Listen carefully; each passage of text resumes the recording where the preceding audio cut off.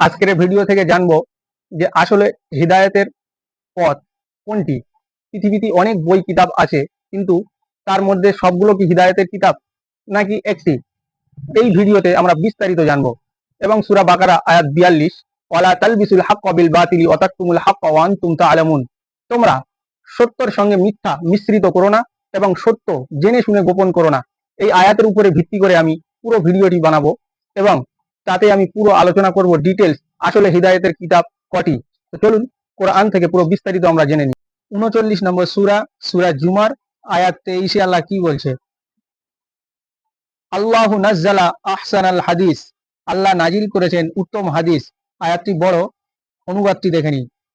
আল্লাহ সর্বোত্তম বাণী অর্থাৎ হাদিস অবতীর্ণ করেছেন, এমন কিতাব যা সামঞ্জস্যপূর্ণ, যার বিষয়াবলী পুনরাবৃত্তি করা হয়েছে।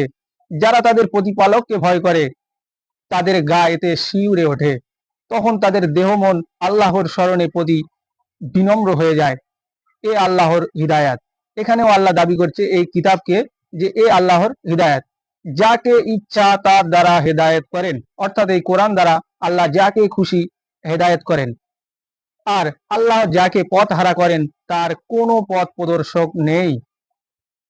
এবার আমরা যদি বিস্তারিত জানতে 42 নম্বর সূরা অর্থাৎ সূরা 52 নম্বর আয়াত যদি আমরা দেখি, সেখানেও এই একই কথা আল্লাহ দাবি করছে যে তিনি এই কোরআন দ্বারা যাকে খুশি হেদায়েত করেন।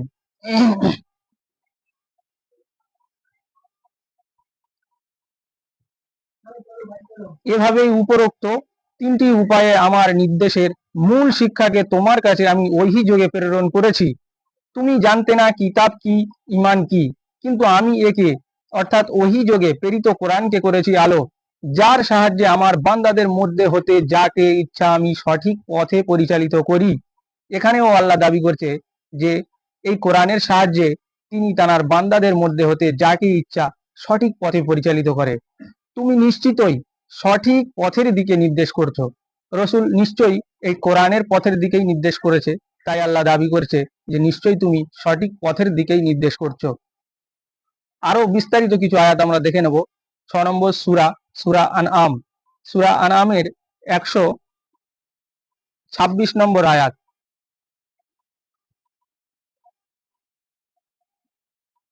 যেখানে আরো স্পষ্টভাবে বলছে ফাহাযা সিরাতু রাব্বিকা মুস্তাকিমান ক্বাদ ফাসসালনাল আয়াতি লিকাউমিন ইয়াযাক্কারুন।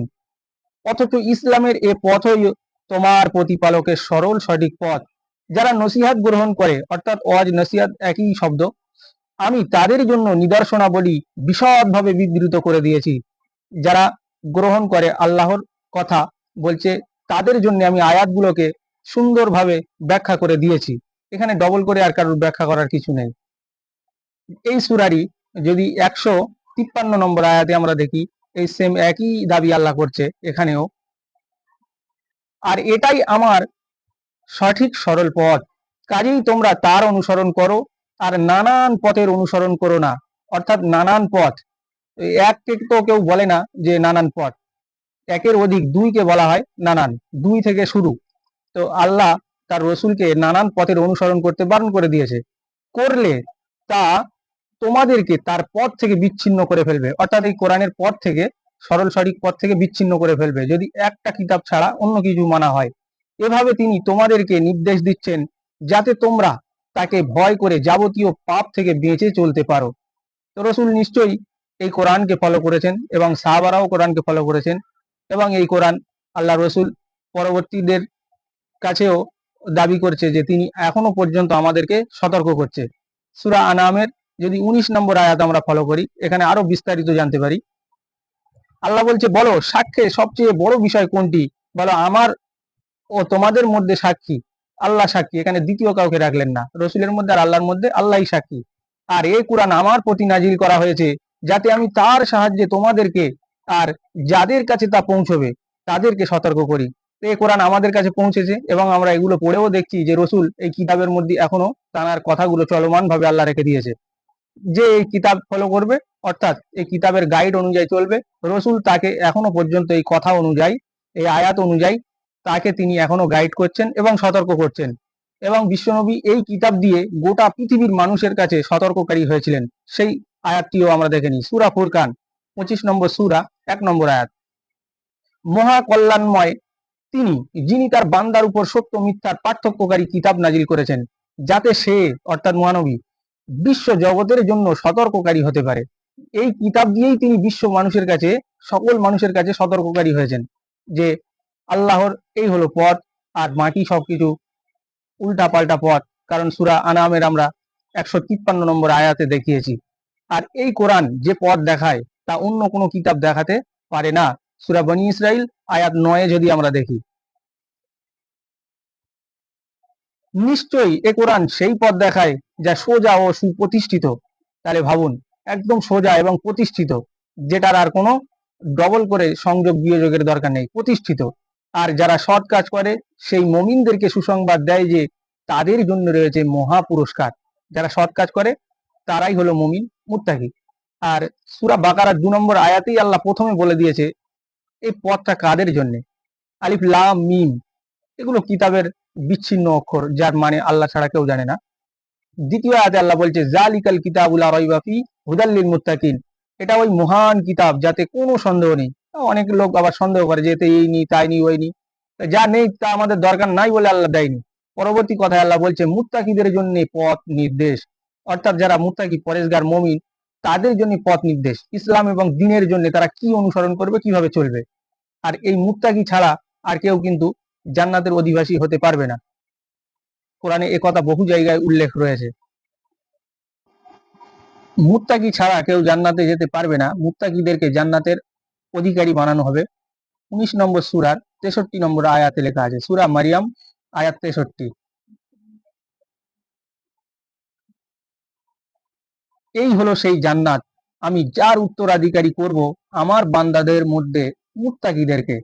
এবং গোটা কোরআনে বহু জায়গায় এই মুত্তাকিদেরই কথা উল্লেখ আছে। মুত্তাকি মুমিন এরা ছাড়া কেউ জান্নাতে যেতে পারবে না। অতএব এই মুত্তাকি মুমিন আমাদেরকে হতে হবে। সূরা বাকারার 177 আয়াত পড়লে বুঝতে পারবে যে আমাদের নিজেদের অর্থগুলো কিভাবে ব্যয় করব। সূরা তওবা 60 পড়লে বুঝতে পারবে। এবং এভাবেই আমাদেরকে সরল সঠিক পথ অনুসরণ করতে হবে। এবং এগুলোকে মিলিয়ে দেখে নেবেন যা আমি দিলাম প্রত্যেকটা রেফারেন্স সহকারে। সূরা আম্বিয়া আয়াত 10-এ খুব সুন্দর চমৎকার একটি কথা বলেছেন আল্লাহ, আমি তোমাদের প্রতি নাজির করেছি এক কিতাব, যাতে তোমাদের জন্য আছে উপদেশ, তোমরা কি তবুও বুঝবে না। এবং আল্লাহ খুব সুন্দরভাবেই বলছেন যে আমি তোমাদের প্রতি নাজির করেছি এক কিতাব, একটা কিতাব। তো আমরা বিভিন্ন রকমকে হেদায়েত ভেবে থাকি, যার কারণে সঠিক জিনিস বুঝতে জানতে আমাদের কিন্তু অনেক লেট হয়ে যায়। তো সূরা আনকাবুতের 51 আরো চমৎকার কথা বলেছেন, একটু দেখে নিই। 29 নম্বর সূরা 51 নম্বর আয়াতে, এই কিতাব কি তোমাদের জন্য যথেষ্ট নয়। খুব সুন্দরভাবে আল্লাহ এখানে উল্লেখ করেছে, এটা কি তাদের জন্য যথেষ্ট নিদর্শন নয় যে আমি তোমার প্রতি কিতাব নাজিল করেছি যা তাদের সম্মুখে পাঠ করা হয়। বিশ্বাসী সম্প্রদায়ের জন্য অবশ্যই এতে অনুগ্রহ উপদেশ রয়েছে। যারা বিশ্বাসী, যারা এটা বিশ্বাস করে না তাদের জন্য উপদেশ নয়, এখানে স্পষ্ট বলা হচ্ছে যে তাদের জন্য যারা বিশ্বাসী সম্প্রদায়। এবং যদি আমরা দেখি সূরা নাহাল 16 নম্বর সূরা আয়াত 105 এবং 6 বলছে যারা আল্লাহর নিদর্শন সমূহে বিশ্বাস করে না, নিদর্শনের আরবি হলো আয়াত, অর্থাৎ যারা আল্লাহর আয়াতকে বিশ্বাস করে না তারাই মিথ্যা রচনা করে আর তারাই মিথ্যাবাদী। এবং যদি আমরা 4 নম্বর আয়াতটি দেখি, যারা আল্লাহর নিদর্শনাবলীতে বিশ্বাস করে না, অর্থাৎ যারা আল্লাহর আয়াতের উপরে বিশ্বাস করে না, আল্লাহ তাদেরকে সঠিক পথে পরিচালিত করেন না, আর তাদের জন্য আছে ভয়ানক শাস্তি। এই ভিডিওতে আমি চেষ্টা করেছিলাম পুরো সম্পূর্ণ হেদায়েতের বাণী কোনটি পুরোটা আমি কভার করার চেষ্টা করেছি। আর কোরআনকে আল্লাহ হাদিস অসংখ্য জায়গায় বলেছে, আমার যে কটা স্মরণে আছে আমি বলছি। সূরা মুরসালাত আয়াত 50, সূরা নিসা আয়াত 87, সূরা জাসিয়া আয়াত 6, সূরা জুমার আয়াত 23 এবং আরো অনেকগুলো আয়াত আছে যেখানে আল্লাহ কোরআনকে সরাসরি হাদিস বলছে। সূরা নিসায় যেমন বলছে অমান আসদাকু মিনাল্লাহি হাদিসা, আল্লাহ অপেক্ষা আর কার হাদিস বেশি সত্য হবে। সূরা তুরের 34-এ আল্লাহ যেমন বলছে ফালিয়াতু বিহাদিসিন মিসলি ইন কানু সাদিকিন, যদি তারা সত্যবাদী হয় এরকম একটা হাদিস নিয়ে আসুক। আল্লাহ এই কোরআনকে হাদিস বলছে আর এটা দিয়েই চ্যালেঞ্জ ছুড়ে দিচ্ছে। তো এরকম ভাবে আল্লাহ সূরা ইউসুফের শেষেও সম্ভবত এই হাদিস কথা উল্লেখ করেছে, এবং সূরা কাহাবের আয়াত 6-এও আল্লাহ এই হাদিস কথা উল্লেখ করেছে 6-এ, যেখানে বলছে যে তারা এই হাদিসে বিশ্বাস না করার ফলে তুমি কি তোমার নিজের জান নাশ করে দেবে, মানে জীবন শেষ করে দেবে। রসুলকে এরকম ভাবে বলছে। তো আমি এই ভিডিওতে বিস্তারিত কভার করার চেষ্টা করেছি, আর প্রত্যেকটা আমি রেফারেন্স দিয়েছি। কোনো রেফারেন্স আমি খোলামেলা বলে দিয়েছি, দেখিয়ে দিয়েছি, এবং অনেকগুলো রেফারেন্স আমি জাস্ট মুখে বলে দিয়েছি। এবং প্রত্যেকে যদি সন্দেহ হয় রেফারেন্স গুলো খুলে বের করে কোরআন থেকে দেখে নেবেন। আর যদি কোনোটা সমস্যা হয় কমেন্ট করবেন, ইনশাআল্লাহ আমি ওটা চেষ্টা করবো সমাধান করার।